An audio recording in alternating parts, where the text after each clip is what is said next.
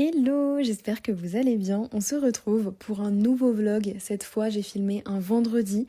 Normalement, le vendredi, c'est ma journée la plus courte puisque je fais 9h, 13h. Sauf que cette journée-ci, c'est rallongé. Je vous expliquerai pourquoi par la suite. En tout cas, je suis très contente puisque je suis en plein préparatif d'un super événement autour du FLE, évidemment, qui aura lieu courant avril à l'Institut. En tout cas, ma journée commence de la même façon que toutes les précédentes, c'est-à-dire que je prends un temps pour regarder mon emploi du temps, ma to-do list, ce que je dois faire, etc. Bref, vous connaissez la chanson. Aujourd'hui, je devais travailler sur deux choses, à savoir l'événement en question et également la partie réseaux sociaux pour laquelle je voulais faire un post Instagram qui n'avait pas forcément de lien avec le workshop en question. Mais avant toute chose, je voulais absolument remettre de l'ordre sur ce bureau puisque ça fait maintenant un mois que je suis arrivée et c'est un bazar entre mes to-do list, les fiches activités, etc. Bref, il était temps de ranger. Je vous ai juste filmé le chemin pour aller jusqu'à la salle de classe dédiée pour les cours enfants parce que je trouve ça trop drôle. C'est un labyrinthe. J'ai l'impression de vivre dans un château. À savoir que ce vendredi, j'étais hyper fatiguée et que je suis d'ailleurs tombée malade l'après-midi. Je ne vous cache pas que le week-end a été terrible, mais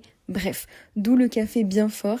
Et d'ailleurs, je vous ai filmé quelques petites étiquettes écrites en allemand puisque c'était pour vous montrer par rapport à ma précédente vidéo dans laquelle je vous disais que j'apprenais quelques mots d'allemand puisque j'étais dans un environnement germanophone et que j'étais exposée à quelques mots d'allemand. Et donc voilà, c'est typiquement ce contexte-là. Mine de rien, à force de revoir ces mêmes mots tous les jours, ça finit par rentrer. Je me suis ensuite posée à la médiathèque pour enfin travailler sur mon workshop et je vais vous en parler dès maintenant. Pour vous donner un peu de contexte, j'ai été tutrice de français au centre des langues de mon université à Dijon et j'avais fait une séance sur le langage SMS et également les expressions de jeunes entre guillemets. En tout cas le français qu'on n'apprend pas en cours ni dans les manuels et qui crée souvent un effet de surprise pour les non francophones qui arrivent en France et qui nous entendent parler. Et c'était une activité qui avait été bien appréciée et donc j'ai soumis cette idée d'événement autour du français parlé à l'Institut et ça a été très bien reçu, donc je me suis de suite lancée dans les préparatifs, dans la conception des activités. Pour le coup, je m'étais déjà occupée de la première activité sur le langage SMS, c'est tout simplement des étiquettes qu'il faut remettre par paire.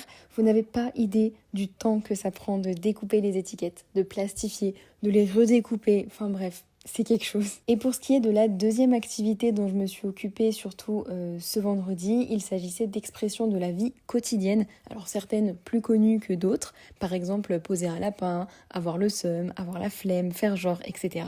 En gros ici l'idée de l'activité c'est qu'il y ait une pile de cartes avec donc ces expressions. Les participants piocheraient donc une carte, liraient l'expression, écriraient chacun de leur côté ce que pourrait être la signification, discuterait de ça et puis ensuite retournerait la carte pour avoir la réponse. Parce que du coup, pour vous expliquer un peu l'organisation de ce workshop, ce serait 4 ateliers avec à chaque fois 3-4 personnes, plus ou moins, on n'est pas encore sûr du nombre de personnes qu'il y aura puisque c'est pas du tout sur inscription. Donc on peut pas trop savoir mais on fait genre. Donc il y aurait 3-4 personnes et toutes les 15 minutes il y aurait un roulement et donc les groupes changeraient d'activité. Et donc l'objectif c'est qu'ils soient un maximum autonomes dans le sens où il faut qu'ils puissent lire les instructions eux-mêmes et checker les réponses eux-mêmes. Et donc je prépare également les fiches instructions et réponses en français et en allemand, même si en soi c'est un événement qui serait ouvert à partir du niveau B1 puisque je pense que ce serait le niveau le plus accessible pour le vocabulaire et les expressions en question. Mais donc en tout cas l'objectif c'est qu'ils se débrouillent un peu eux-mêmes et que moi et les autres collègues présentes puissent intervenir s'il y a des questions, s'il y a besoin de plus d'informations, etc. En tout cas ça va être ma grande mission de la semaine à venir, faire toutes les activités,